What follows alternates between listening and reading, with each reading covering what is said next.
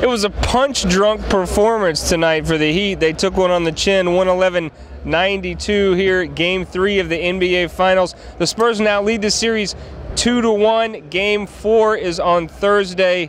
Greg Cody, the hits just kept coming in that first and second quarter. What were you thinking as the Spurs were just pouring it on?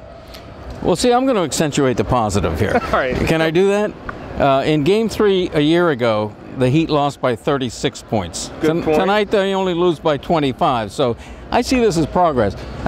In all seriousness, one of the points I'd make is that it doesn't matter tonight whether they lost by 2 on a last-second shot or by 45. The manner and the margin of the loss doesn't matter in the least. The loss matters. A 2-1 deficit matters, but it's not insurmountable. It means they come back in Game 4 on Thursday, and the whole thing looks different.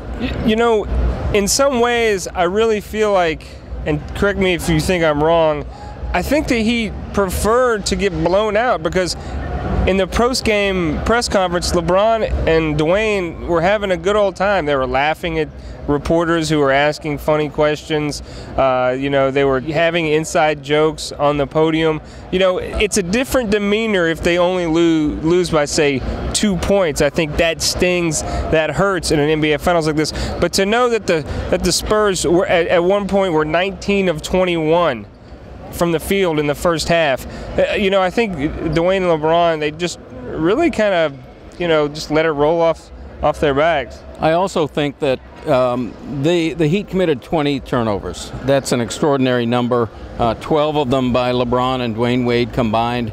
Turnovers are something that you can clean up to a certain extent. So I think if you're the Heat, you're thinking, all right, we do away with a lot of these turnovers. We know San Antonio is not going to shoot the way they did again. Even Popovich said that after the game. No way, it's never going to happen again.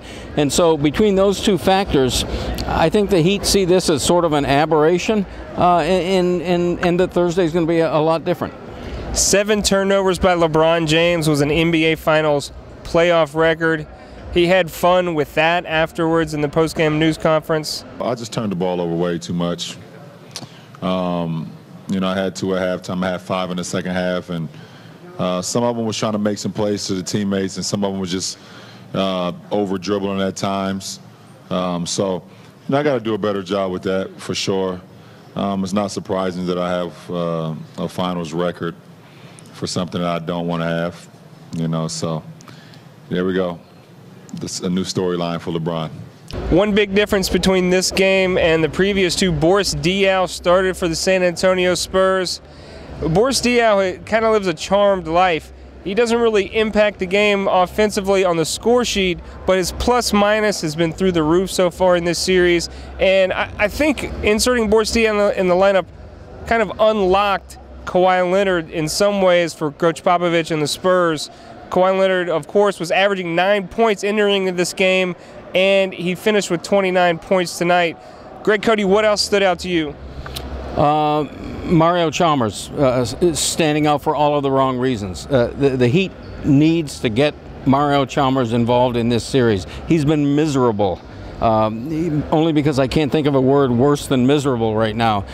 Even Dwayne Wade said after the game that Mario is an important piece to this team, and it's a piece we're missing right now. Those are pretty strong words. They have to find a way to get Mario Chalmers involved, either by scoring or by assist or by doing something right, because right now he's the one of their starters who's contributing nothing.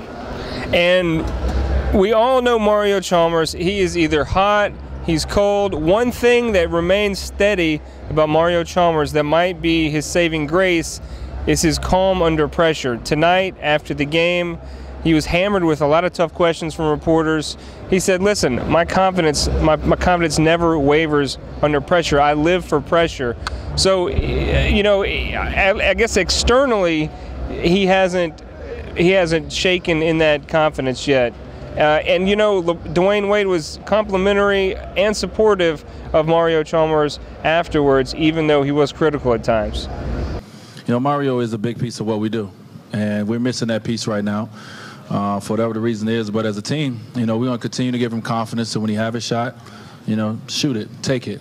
Defensively, Mario is someone who we depend on to, cause havoc, and we need him to do that. So he's our guy. It's our point guard, and obviously we've all been to the point where we struggled before, and we're not going to leave him out on the island at all. So we're going to continue to pull him in, and it just takes one. It takes one performance. It takes one shot, and things could turn around. So as long as he stays confident in himself, then he can bounce back from it.